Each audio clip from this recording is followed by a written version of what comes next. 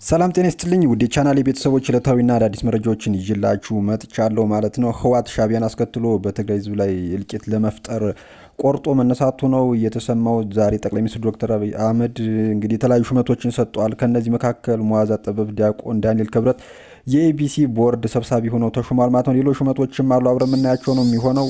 እንዲሁም በትናንትናው ዕለት በራያ ግንባር አፋር ያሉ ድንበር በህወሓት ኃይሎችና በአፋር አናብስቶች እንዲሁም በቆራጡ የትግራይ ሰላማዊ ኃይሎች መካከል ከፍተኛ የተባለ ጦርነት ውጊያ ሲካሄድ መዋሉ ተሰምቷል። እንዲሁም ኮሚሽኑ ከአፋሕድ አመራርና አባላት ጋር እየተወያየ ይገኛል ማለት ነው።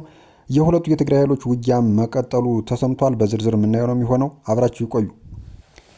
በራያ ቀጠና በሁለቱ የትግራይ ኃይሎች መካከል የሚደረገው ውጊያ መቀጠሉ ተሰምቷል። በአፋርና በሐራ መሬት የሚንቀሳቀሱ የትግራይ ሰላም ኃይሎች ታጣቂዎች በቲዲኤፍ ጋር በተለያዩ ስፍራዎች እየተዋጉ ነው። በትናንትናው ዕለትም ሁለቱ ኃይሎች በዛታ ወረዳ ለሰዓታት የዘለቀ ውጊያ ማድረጋቸው የተሰማ ሲሆን የዚህ ግንባር ውጊያ የዓላማ ኮርም አላማጣ ዋናውን መንገድ ለመቁረጥና ለመቆጣጠር እንደሆነም ታውቋል። በራያ በኩል በአፋር አዋሳኝ አካባቢዎች የተንቀሳቀሱ ግጭቶች ከትናንት ጀምሮ ተባብሶ መቀጠሉን ተከትሎ በአካባቢው ማህበረሰብ ደህንነት ላይ አደጋ መደቀኑ ተገልጿል። እንደ ጨርጨር ባሉ የራያ አካባቢዎች ከሁለት ቀን በፊት የጀመረው ከባድ መሳሪያ የተደገፈ ውጊያ በማህበረሰቡ ላይ ከፍተኛ ጫና እየፈጠረ ነው የተባለው። የህወሓት ታጣቂ ኃይሎች አፋር ክልል የመሸገውን የትግራይ ሰላም ኃይል ለመውጋት ወደ ክልሉ ዘልቆ መግባቱ ተሰምቷል። በዚህም የአፋር ክልል የጸጥታ ኃይሎች ለህወሓት ኃይሎች ምላሽ ሰጥተው በከባድ መሳሪያ የተደገፈ ውጊያ እየተካሄደ ነው ተብሏል።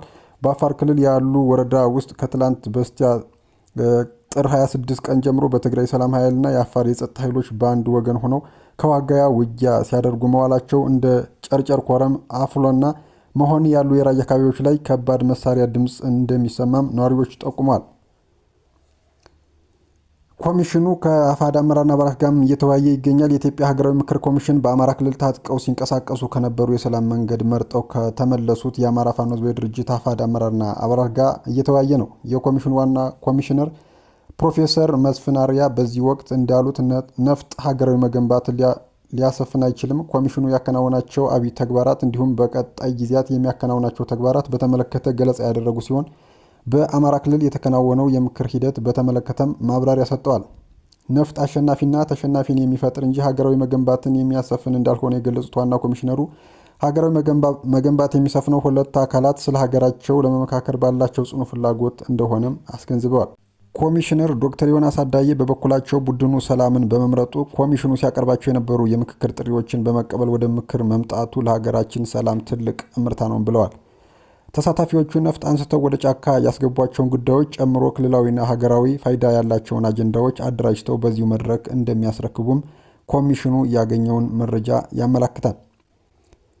ወደ ሌላኛው መረጃችን ስናልፍ በትናንትናው ዕለት በራያ ግንባርና በአፋር ያሉ ድንበር በህወሓት ኃይሎችና በአፋር አናብስቶች እንዲሁም በቆራጡ የትግራይ ሰላማዊ ኃይሎች መካከል ከፍተኛ የተባለ ውጊያ ሲካሄድ መዋሉ ተሰምቷል። ህወሓት በቢሶበር በኩል ከፍተኛ የጦር ሰራዊቱ ወደ አፋር ድንበር በማስገባት ከሐራ መሬትና ከአፋር ልዩ ኃይል ጋር በከባድ መሳሪያ የታጀበ ከፍተኛ ውጊያን አድርጓል። የህወሓት ታጣቂ ቡድንም ከአፋር ድንበር አልፎ ወደ ያሉ ወረዳ ዘልቆ ለመግባት ሰፊ ሙከራ ቢያደርግም በጀግናው ጥምር ጦራችን ድባቅ ተመቷል ነው የተባለው።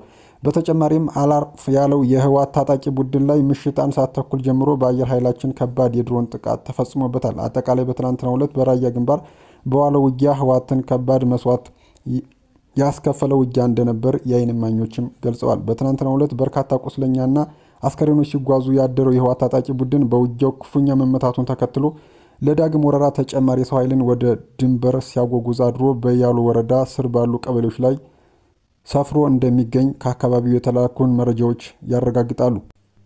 ሙዓዝ አጠበብ፣ ዲያቆን ዳንኤል ክብረት የኤቢሲ ቦርድ ሰብሳቢ ሆነው ተሾሙ። የህዝብ ተወካዮች ምክር ቤት ዛሬ ባካሄደው መደበኛ ስብሰባ የጠቅላይ ሚኒስትር ዶክተር አብይ አህመድ የማህበራዊ ጉዳዮች አማካሪ ሚኒስትር የሆኑት ሙዓዝ አጠበብ፣ ዲያቆን ዳንኤል ክብረትን የኢትዮጵያ ብሮድካስቲንግ ኮርፖሬሽን ወይም ኢቢሲ የሥራ አመራር ቦርድ ሰብሳቢነት ሹመቱን አጽድቋል። ምክር ቤቱ ለኮርፖሬሽኑ ቦርድ አባላት የቀረቡ 9 እጩዎችንም ሹመት አጽድቋል። በዚህም ሙዓዝ አጠበብ፣ ዲያቆን ዳንኤል ክብረት የቦርዱ ሰብሳቢ፣ ማህበራዊ ጉዳዮች አማካሪ ሚኒስትር ዶክተር ወርቁ ጋቻና የኢትዮጵያ አርቲፊሻል ኢንተለጀንስ ኢንስቲትዩት ዋና ዳይሬክተር ሆኖ ዶክተር መቅደስ ደባ የጤና ሚኒስትር፣ እንደገና አበበ የቱሪዝም ሚኒስትር ዴታ፣ አቶ ቸርጌታ ገነነ የሰላም ሚኒስትር፣ ጌታቸው ድንቁ የቀድሞ የኢትዮጵያ ብሮድካስት ባለስልጣን ዋና ዳይሬክተር በአዲስ አባልነት ተሹመዋል።